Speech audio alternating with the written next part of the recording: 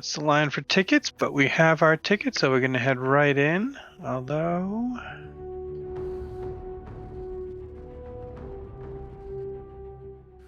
those burgers look good. Maybe we'll get something later.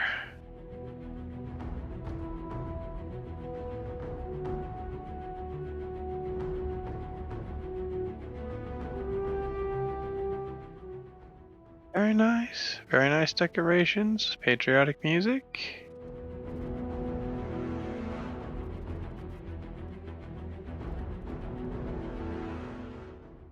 All the different divisions of the UEE service represented.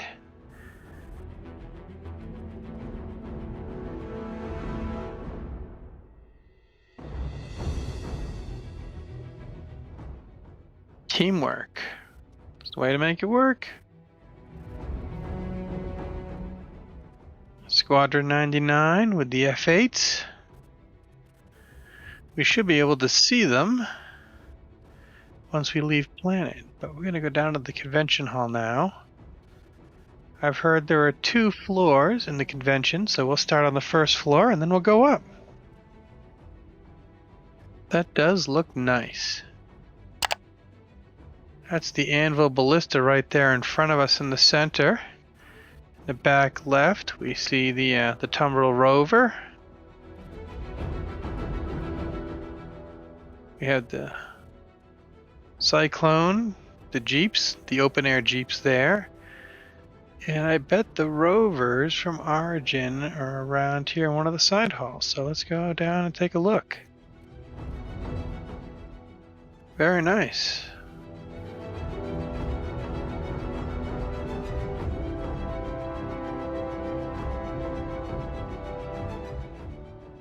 Rovers are nice. Have one of those.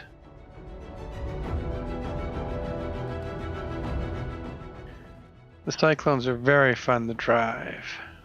All the ships in vehicles on display during the UEE launch week are used by the UEE military in game. So, very nice. We're going to go down to the floor and take a look.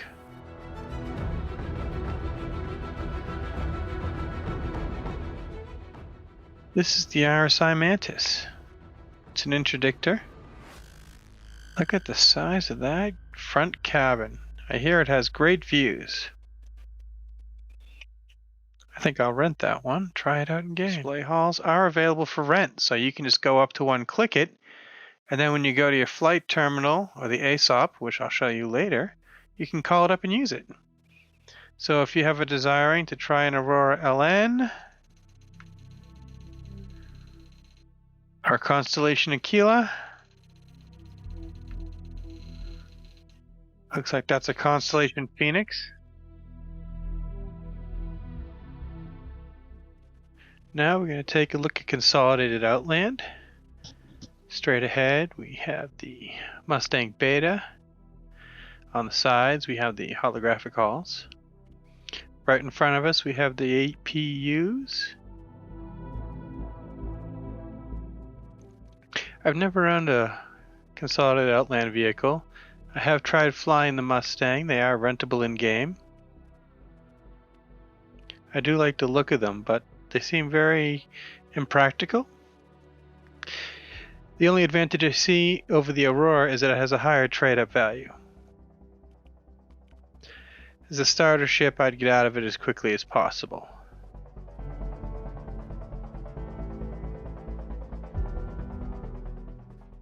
It does look nice. It is pretty fast for a racing ship. Next up we have the Starfarer Gemini. This is the armored version of the Starfarer. It can carry a little less fuel, but instead of the fuel scoop in the front, it does have a missile pod. It's good for rearming troops, and it's a little more heavily armored for transporting more secure cargo. The liquid fuel pods in the back will be able to be swapped out for cargo pods in the future. Currently it holds about 300 SCU storage inside for trading. Straight ahead here we have the Miss Freelancer. The Miss Freelancer has 28 missiles It has two size 3 gimbaled guns on the side, all pilot controlled. It's supposed to be a missile boat, but in fact, in the PTU right now, it is a very capable heavy fighter. It also has plenty of storage left, so you can still use it for just about every mission in game. It does excel at the claim jumper missions. Coming up next, we're going to have the Reliant Tana from Musashi Industrial Starflight concern. Now, the Reliant Tana is a military light fighter version of this line. This line is known because it has a unique wing shape. It's a giant tari. You can rotate the wings up once you're in flight, and they rotate flat for landing. The inside of the ship has a couple of beds, a couple of 2 seats, gun racks, but it's very lightly armed. And next up over here we have the Razor EX from MISC. This is a beautiful ship. If I read from the RSI webpage, it says, the Razor EX is outfitted with signature reducing materials. The Razor EX was a specialty build for the UEE advocacy for use in surveillance and extraction operations. Although the EX was ultimately rejected for widespread use, the MISC released a variation of the model for the public who were looking to keep a lower profile. And I have to say this has 2 size 2 weapons on it, which is pretty lightly armored, especially considering they're not gimbaled and fixed, but it's just so beautiful. Honestly, I wish I had one of these for myself, but I'll pick one up in the game when I can. Fitted with stealth technology when that's available in the game, it'll work wonders. It's blazingly fast with an SCM speed of 325 meters per second. I'll just pick one up in the game when it's available. Next, we're going to take a look at the Argo Cargo. You can also drop cargo off and pick up a life bar. Bright yellow and friendly. Hopefully it's got a lot of shields because it doesn't have a lot of armor.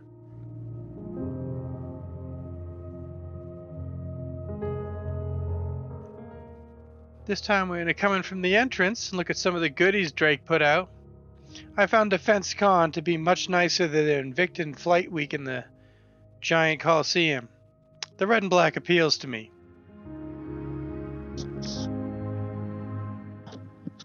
None of these models are purchasable yet, but they are real pretty. This reminds me of many conventions I've been to. Straight ahead you see the Caterpillar. Caterpillar is one of the largest shipping container ships in the game right now. I'd say it's the best trader. On the left you have the famous Drake Cutlass Black. This is the utility ship for everything. I'd call it the advanced starter. There are some variants like the Cutlass Blue and the Cutlass Red. The red is for hospital gameplay and the blue is for police gameplay. Or private detectives, bounty hunter. It's very pretty though. I like all the space work on Drake. The side doors open up for quick, easy access in and out of the ship. And there are air bulkhead doors to the front of the ship where living compartments are. Large loading dock in the back. You can get some small motorcycles and rovers in there. Definitely the Grey Cat. Engines look huge. Look at the guy standing next to it. Over here we have the Caterpillar. The Caterpillar has some extra functionality, including multiple drop ships.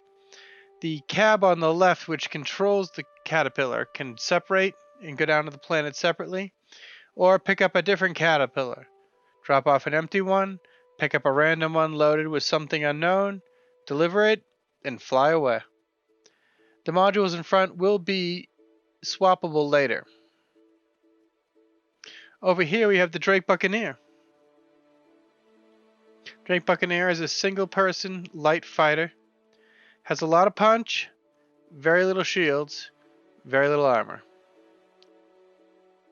Over here you have the Cutlass Blue. The Cutlass Blue has a very distinct round canopy. Great visuals for the pilot. The other two have some more struts in the way. Cutlass Blue also has 12 containment pods. Has airlocks for docking on the sides. And these engines are supposed to be larger and more powerful than the stock ones on the red and the black.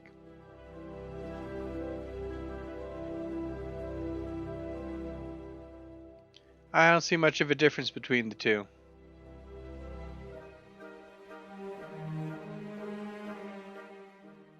The red is marked for rescue. The police and rescue both have the appropriate emergency lights. You can see the color better from this side. The blue and the red. The blue and red both have airlocks. The rescue also has 2 Tier 1 beds. Right now they can be used as spar points, but in the future they'll just be emergency medical. Then we have the Drake Herald.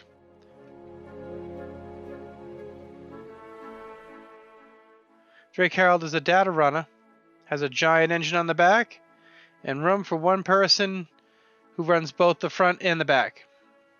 There's some information in the back for hacking. Lightly armored, very fast. There are those giant Drake engines. This doesn't have any gameplay in the verse right now.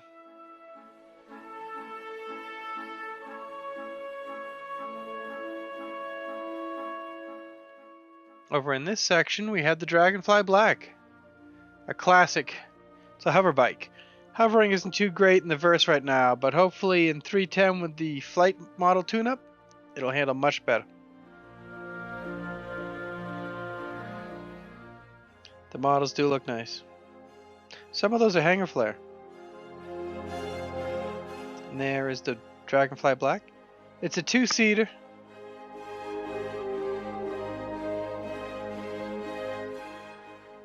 Here we are on the way out. Got the red. Caterpillar. Caterpillar just looks so good. I can't wait till those elevators come all the way down. There's the black on our right. And then on the way out, Drake will remind you who's going to protect you after the fleet leaves.